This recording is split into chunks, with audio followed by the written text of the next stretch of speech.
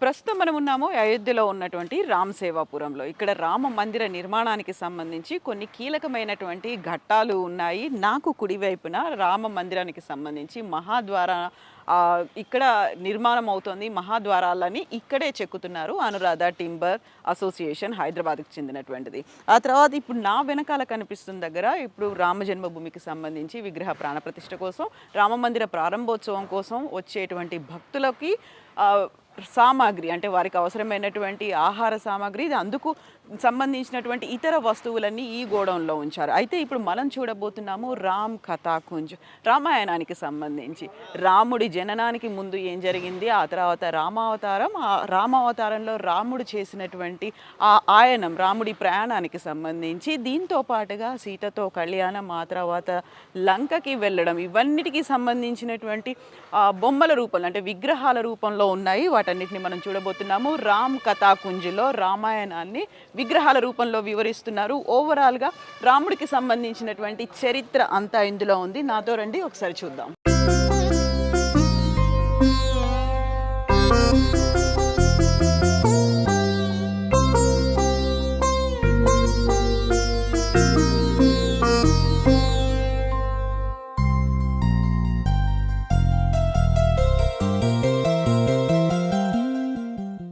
రామ్ కథాకుంజ్లో భాగంగా మొట్టమొదటగా ప్రారంభమవుతుంది మనకు ఎదురుగా కనిపించేది పుత్రకామేష్టి యాగం. దశరథ మహారాజు చేసినటువంటి ఈ యాగానికి సంబంధించినటువంటి విగ్రహాలు అనేవి కనిపిస్తాయి.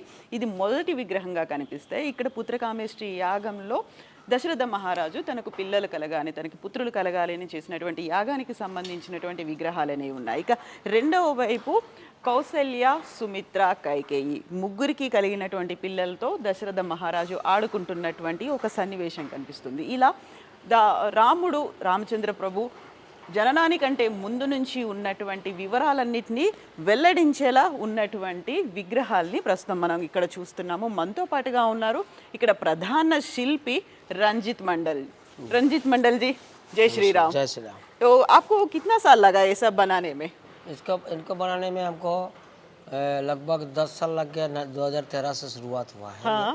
माननीय अशोक सिंघल जी के आदर्श से ये बना है। हाँ, अशोक सिंघल जी से। उन्होंने हमको लाए थे आसाम से जब हम कक्षा 8 में पढ़ते थे।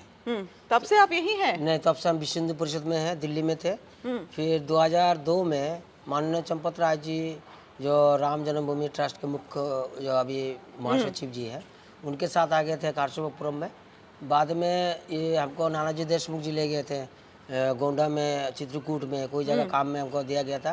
अंतिम में 2012 में कोई मीटिंग होने के बाद ये मूर्ति जब बना दिया गया, हाँ। तब पास हुआ है। तो ये किस मटेरियल से आपने ये सब बना दिए? ये इसमें है सीमेंट, सरिया, गिट्टी, स्टील तार, स्टील जाली, केमिकल। ओ, ये सब सीमेंट से बना हुआ है? सीमेंट, सरिया, गिट्टी, स्टील तार। स्टोन नहीं है, स्टोन जैसा नहीं नहीं, डायरेक्ट स्टोन नहीं है। ये मोल्ड भी नहीं है, डायरेक्ट है, विदाउट मोल्ड, डायरेक्ट प्रोसेस में है। हाँ, हाथों से बनाए हैं। जी जी, हाँ, इसीलिए सब ये डिजाइन ये सब आ गया ना। जी। तो ये सब करने में आपको कितना साल लगा? 10 साल? हाँ, 10 साल लग गया। मैं अकेले करता था। हाँ। आप अकेले ही इतने सारे विग्रह कर दिए? जी जी। तो मेरा पिताजी आए थे बीच में मदद करने के लिए। हाँ। वो पिताजी थे मूर्तिकार नहीं थे, तो मेरा गॉड गिफ्टेड था, इनबॉर्न क्वालिटी जिसको कह सकते हैं। तो छोटे से मूर्ति बनाते बनाते बड़े हुए हैं।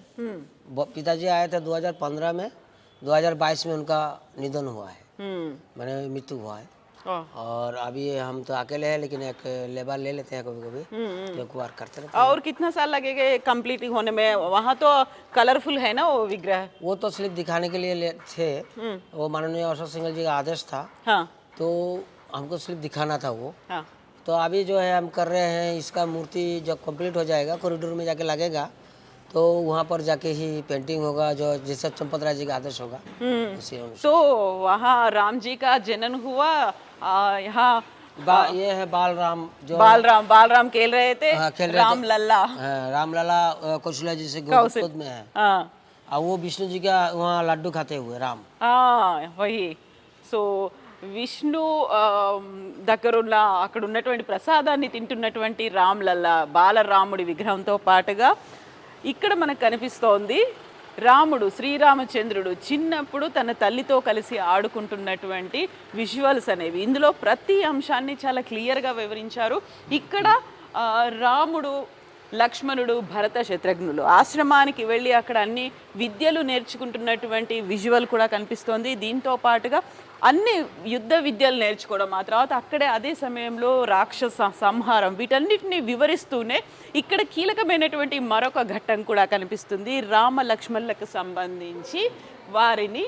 సో यहाँ पर कल्याण कहाँ पर है जी राम जी सीता मैया का कल्याण कहाँ पर है यहाँ? ये ऐसा एक्चुअली ये है पुष्प वाटिका, पहला दर्शन हुआ था। हाँ ये तो बाल वो ये तो पुष्प वाटिका है। जी, जी। हाँ ये बाल राम से शुरुआत हुआ, ये तारकाबाद हुआ, हाँ फिर सुबाहुबद हुआ, फिर अहिल्या उद्धार आया, अहिल्या उद्धार के बाद जानकी जी का सीता जी मैया का जन्म हुआ। ये सीता मैया का जन्म हो बनाया नहीं, अभी बनाना बाकी है मेरा। ये मिथिला में हुआ। जी जी जी। हाँ ये उनके हाल बोते समय गाय से हाँ तब ये उनका पतीला मिला था, हाँ और जिसमें से ये सीता जी का निकले थे।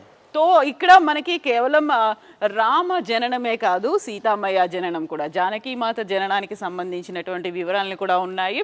సో ఇందులో ఇది మిథిలాకి సంబంధించినటువంటి అట్మాస్ఫియర్ని క్రియేట్ చేశారు. ఇక వెరీ ఫస్ట్ టైం రాముడు సీతను చూసేటువంటి దృశ్యం ఇక్కడ కనిపిస్తోంది. రామ లక్ష్మణులు వస్తూ ఉన్నప్పుడు సీత ఆ ఉద్యానవనం నుంచి రాముడిని చూసేటువంటి ఆ దృశ్యాన్ని ఇక్కడ వివరించారు. సో इसके बारे में बता दीजिए। हाँ, इसके ये है स्वयंवर सभा, जो जिसमें स्वयंवर। जी स्वयंवर में जो रावण भी आए थे, दूसरे देशों का राजा भी आए थे, और जनक जी है, इसमें जो वो रखा जाएगा, धनुष रखा जाएगा। धनुष रखा जाएगा। हाँ, तो उसी का एक दृश्य देने का प्रयास किया हमने, जो धनुष नहीं तोड़ पाया, इसी का एक सीन है, दिखाने का प्रयास किया है। ओके, ये यहाँ पर स्वयंवर के बाद हाँ, स्वयंवर के बाद ये है धनुष तोड़ने के बाद परशुराम जी के बाद साथ जो वार्ता हुआ था, हाँ परशुराम वार्ता में आया था, उसी का दिखाने का प्रयास किया है। ओके ओके, ये सब उसी का। हाँ, एक पार्ट है। हाँ। इसके ये है जो है दशरथ जी जो दुखी थे, 14 साल के लिए वनवास दिए थे। यहाँ पर तो कल्याण कहाँ पर है? कल्याणम नहीं है ना, सीता मैया का विवाह हो रहा था। और ये देंगे, इसका बनाएंगे, 2 स्क्रिप्ट बाकी है, धनुष तोड़ते हुए और सीता मैया का विवाह, दो बनाना है हमको। ओ वही बाकी है। जी जी, अभी तो वो ये बाकी तो वनवास पे चले जा रहे है। हैं यहाँ वनवास से। है, वनवास में ये कौशल्या जी से विदाई है, हाँ कौशल्या जी से विदाई है। ओके, तो ये भी सीमेंट से बना हुआ हाँ, है सब सीमेंट ये सरिया सब। की चीज। సో వనవాసానికి వెళ్తున్నటువంటి దృశ్యం ఇక్కడ కనిపిస్తుంది. అయితే సీతామయ్య అంటే ఆ రాముడు సీతకి సంబంధించినటువంటి ఆ కళ్యాణ వివాహానికి సంబంధించి ఇంకా అది కంప్లీట్ అవ్వలేదు. ఆ విగ్రహాన్ని కంప్లీట్ అయిన తర్వాత ఇక్కడ ఇన్స్టాల్ చేస్తారు. సో వనవాసానికి వెళ్తున్నారు, వెళ్ళేటప్పుడు నార చీరలు కట్టుకొని నార బట్టలు కట్టుకొని వెళ్తున్నటువంటి దృశ్యం అనేది ఇక్కడ కనిపిస్తోంది మనకి. वशिष्ठ जी से विदाई వశిష్ఠ జీ. సో అక్కడ వశిష్ఠ మహామునిని మహర్షిని కలిసినటువంటి విజువల్, గుహుడితో ఉన్నటువంటి విజువల్, తను నది దాటడానికి గుహుడు ఎలా హెల్ప్ చేశాడో నిషాద్ రాజ్ అంటారు. నిషాద్ రాజ్ చేసినటువంటి హెల్ప్ ఇది ఇక్కడ కనిపిస్తోంది, నదిని దాటడానికి చేసేటువంటి ప్రయత్నం. సో ఓవరాల్గా అయితే ఇక్కడ రామాయణానికి సంబంధించి ఇలా పెట్టాలి, ఏర్పాటు చేయాలి. సో ఇక్కడ రంజిత్ మండల్ గారిని తీసుకొచ్చి ఇక్కడ ఈ కాన్సెప్ట్ రామాయణాన్ని ఏర్పాటు చేయాలనే కాన్సెప్ట్ వచ్చింది విహెచ్పికి చెందినటువంటి మాజీ అధ్యక్షుడు అశోక్ సింఘాల్ గారిది. అందుకని ఆ అశోక్ సింఘాల్ గారి విగ్రహాన్ని కూడా ఇక్కడ ఏర్పాటు చేశారు. ఓవరాల్గా అయితే కంప్లీట్గా రామాయణానికి సంబంధించి ప్రతి ఒక్క అంశాన్ని దేన్ని మిస్ అవ్వకుండా ఏది ఇంపార్టెంటో దాన్ని అందులో ఏర్పాటు చేసినటువంటి वनगमन है। वनवास में जाते समय, चित्रकूट जाते समय, ये चित्रकूट विदाई होते हुए ये भृगु ऋषि आश्रम में, हाँ भृगु ऋषि आश्रम में भी आए थे। ये वशिष्ठ नहीं, ये है वाल्मीकि आश्रम में भोजन, मतलब आहार, फल आहार हाँ की ये सीन है।